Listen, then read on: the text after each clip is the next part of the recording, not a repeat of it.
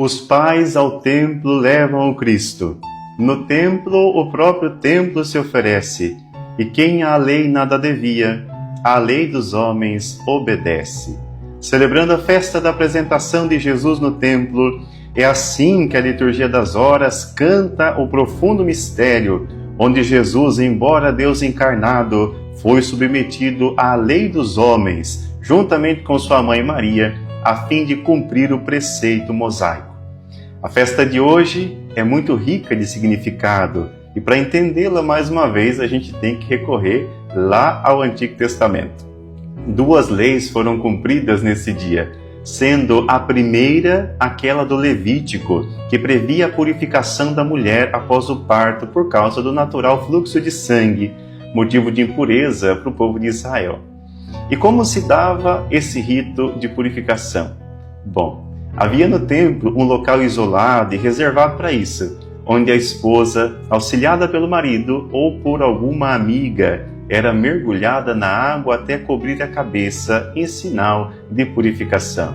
E essa celebração era sempre feita 40 dias após o parto.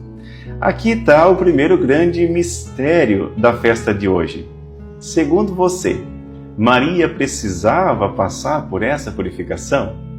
Bom, se a resposta foi não, então parabéns, a tua catequese foi muito bem feita.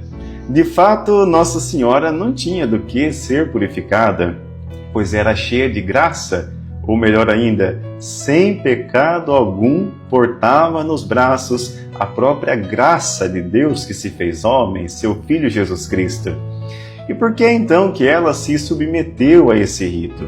Em primeiro lugar, porque juntamente com seu esposo São José, eram bons judeus, muito religiosos e cumpridores dos preceitos do seu tempo. Mas tem também um sentido mais profundo. Aquilo que Eva, a mãe dos viventes, atou com o pecado, Maria, a mãe da nova criação, desatou com sua obediência à palavra do Senhor, como nos recorda Santo Irineu. Hoje, quando Nossa Senhora mergulha nas águas do templo, não o faz por si mesma, mas em solidariedade a toda a humanidade. Ela o faz pela nossa purificação. Após o cumprimento desse preceito, foi realizado um segundo, ainda mais importante, a apresentação dos primogênitos a Deus no templo. Essa lei está presente lá em Êxodo, capítulo 13, versículo 11, e diz o seguinte: Apartarás para o Senhor todo ser que sair por primeiro do útero materno, e todo primogênito dos animais que tiveres. Mas todo primogênito do homem, entre os teus filhos, tu o resgatarás. E quando teu filho te perguntar o que significa isso, tu responderás: O Senhor tirou-nos do Egito, da casa da escravidão, com mão forte. Esse verbo, que em português vem traduzido como resgatar, corresponde ao original hebraico goel e à versão grega liutrol, que significa literalmente deixar livre, salvar mediante um pagamento. Todo primogênito era entregue a Deus, recordando o pecado original, a culpa de Adão e assim a situação do homem como prisioneiro do antigo inimigo. É nesse sentido que, segundo o Velho Testamento, as crianças eram resgatadas da mão do maligno para tornarem-se servas do Senhor. E mais uma vez aqui, a gente precisa nos colocar uma questão. Será que Jesus precisava ser resgatado? Obviamente não, mas ele o faz por nós. É a nossa carne por ele assumida que está sendo oferecida e resgatada por Deus. E você sabe como se dava esse rito?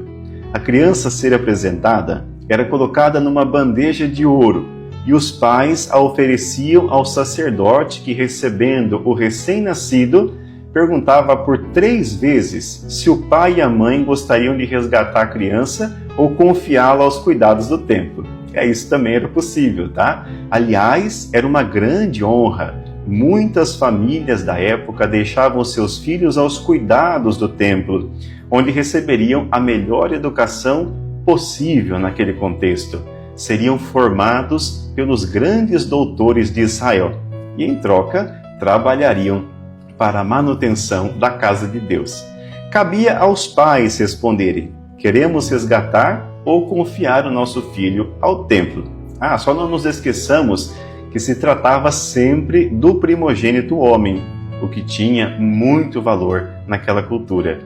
E Maria e José responderam sim, queremos levar Jesus para casa. Legal isso, né? Para a nossa fé, faz muito bem imaginar esse tipo de cena nos evangelhos. Depois de tudo isso, o rito se concluía com um sacrifício, oferecido como preço simbólico deste resgate.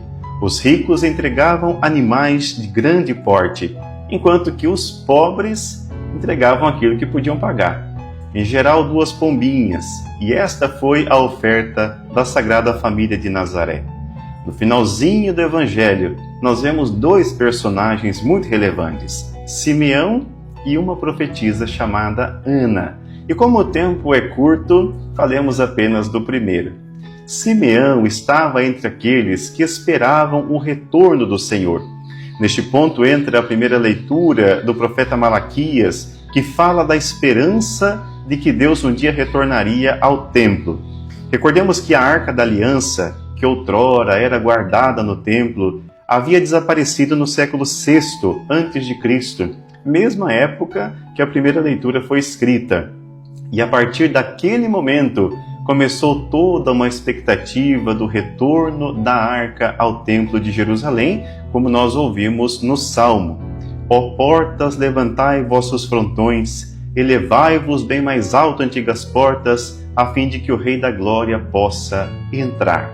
Pois bem, hoje se cumpriu a profecia, entrando no templo a nova Arca da Aliança. Maria, que porta nas mãos não as tábuas dos 10 mandamentos, como a velha arca, mas o próprio Verbo divino que se fez carne, luz das nações, por meio do qual nossa vida é iluminada e nós somos resgatados como filhos muito amados de Deus. Que Deus te abençoe muito. Obrigado por assistir até aqui. Deixa aí o seu comentário, sua curtida e compartilhe, por gentileza, com seus contatos. Em nome do Pai, do Filho e do Espírito Santo. Amém.